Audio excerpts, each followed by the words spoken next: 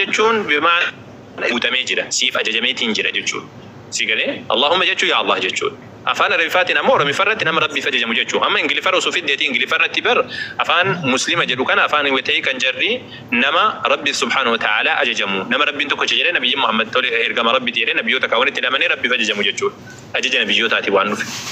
Sigale fedhii ufiitiin Rabbiin kana jaalatee nama hojjetu miti. Nama karaa ajaja karaa nabiyyootaatiin dhufe nama raawwatu jechuudha. Kanaaf nuti muslimtoota biratti suuraa 50 irratti barattoonni Yesuus Kiristoos muslima akka ta'anitti amanna. Maaliif jennaan karaa Yesuusiin ajaja dhufee jedhe waan raawwataniif muslima jenneetti amanna.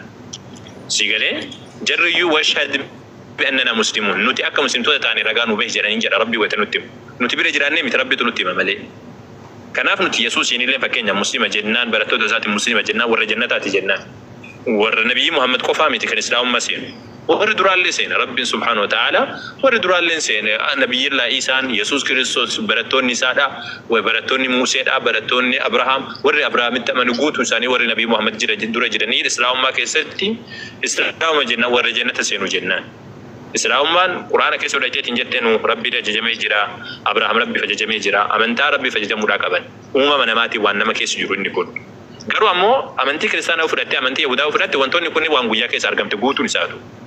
Museen Yahudaan turre amantii isaatii Yahudaan turre Yahudaa jechuun barsaadii kanatti amma akhiraa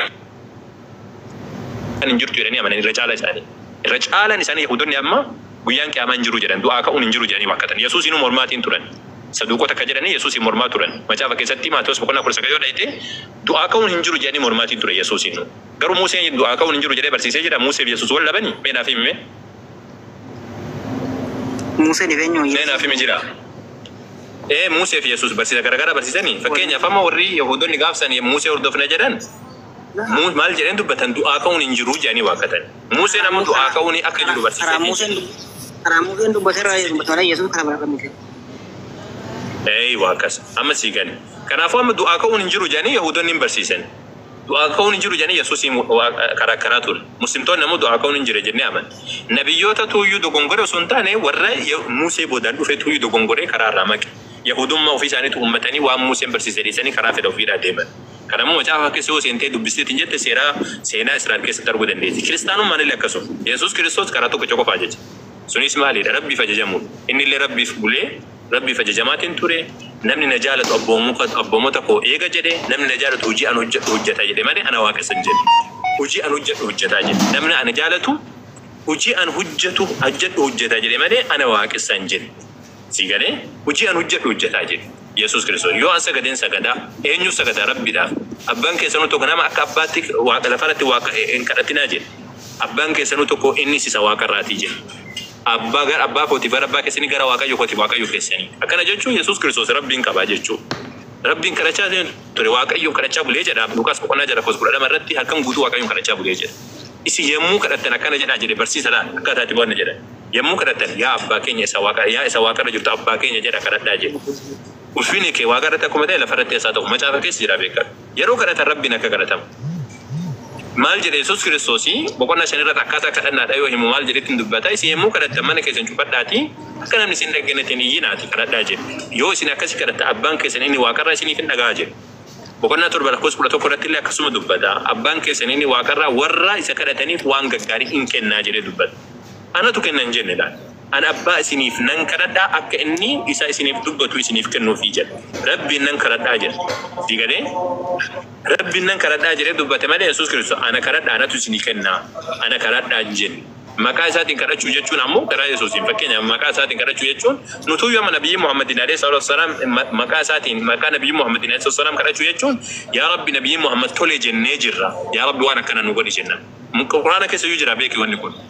برتوني يسوع كريستوس مال جد أنجد رب سبحانه وتعالى حواريون ربنا آمنا بما أنزلت واتبعنا الرسول فاكتبنا مع الشاهدين ما كان يسوع كرتين ما يصير تبان مال جد ربي كنا وان أتبوفت التمني وان يسوع رتبوه واتبعنا الرسول إرجما كان كتمني هردوف نجر فاكتبنا مع الشاهدين ورا رجباتو تكيستي يا رب نوال ميسي جلس سيجله أما كاساتي كنا شو جتونا كان إرجما كان كهردوف نجر يا رب وان كنا قاري تملا كايتي أكان نتي كروت كقاري وجين كانوا نقولي جاني كنا سيجله كنا أفو أتوان بتشوك بيسوع كريستوس ما كاساتي كنا شو جتوم ما تاسا كنا شو جتورامي إستي أمانو كان hujii gaarii ati dalayde kanaan nabiyyi maqaa nabiyyi Muhammadin kadhachuu jechuun nabiyyi Muhammadin kadhachuudha jechuudha miti.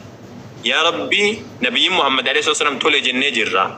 yaa rabbi nabiyyi Muhammad tole jennee jirra. nabiyyi Muhammadin alayhi salatu wassalam tole jennee isaan hordofnee jirra. yaa rabbi waan akkana nuu kenni rakkoon qabu kun maqaa nabiyyi Muhammadin alayhi wasallam maqaa waan tokkootiin kadhachuu jechuun isa kadhachuu jechuudha miti. akkasitu badda Yesuus Kiristoos ana kadhadhaan jenne inni namni ana jaalatu hojii an hojjedhu hundumaa hin hojjeta jedhee dubbata. Kanaafuu waliigalatti isa kana akkasitu baddu Yesuus Kiristoos musliimoonni jennuuf rabbiif masakamoonni jennuuf sababa kanaafi siin jechuudhaaf akkas si deebee jedheetti yaada gobatii ko gargala shahadatu jira yoo rabbi jedhe jool akka tasaadha yoo namichaa'e ni seena tole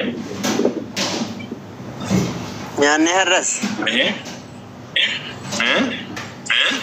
nyaanni astad taate ayyoo inshallah rabbi jedhe rabbiini wallahi rabbina laafisu yoo minjaa'e sheeriin rakkoodha eessa dhaqe sila mucaan kun gaafii qabayyu Hadisin kun barsiisa malee gaafii qabatanii ustaaz ani gaafii gaafachuu barbaade nutiin warri kiristaanaa jechuudha osoo yookaa Yesuus Kiristoos odoo gadi hin bu'in kiristaanii ture moo hin ture jedhee gaafachuun tureeyyu Yesuus silaa foon uffatee dhufee nu jedhee too'i gadi bu'ee jenneemi saldura raajiin masrat deebisee jira san irratti raajiin masrat deebisee jira duraan kakuu moofaa keessa kiristaana wani jedhamu hin jiru jedhe video isaadha miliyoon maxxansee jira achirraa fudhadhu anis gaafachuu barbaade akka islaama gaafate kan wicuma kana gaafachuu barbaade deebisee jira bareechee kun hin beeku ijoolleen kun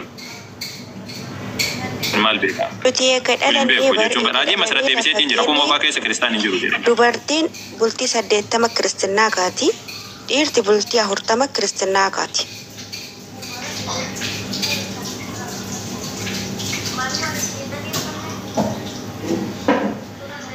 ewa kristaan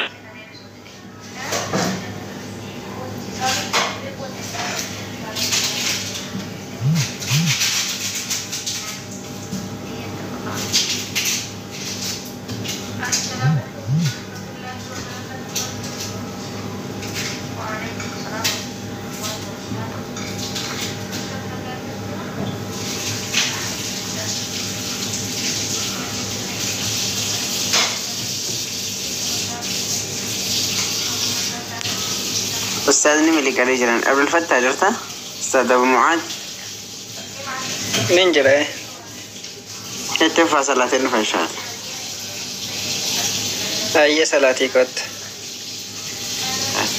dhugaa jettee ijoollee dubartoota bulii 80tti kiristinnaa kaasanii ijoollee dhiiraa ammoo guyyaa 40tti kaasan amma fakkeenyaaf namni ijoollee dhiiraa keessaa tokko osoo guyyaa 40 hin gahin yoo duute yookiin immoo osoo hin cuuphamne yoo duute beeta kiristaanii keessattuu awwaalaniiyyu keessatti ortodoksonni jechuudha.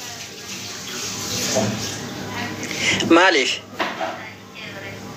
ijoollee musliima waan taateef malee wanti biraa tokko hin jiru. Hin dubbatanii bar gurguddoonni isaanii tokko tokko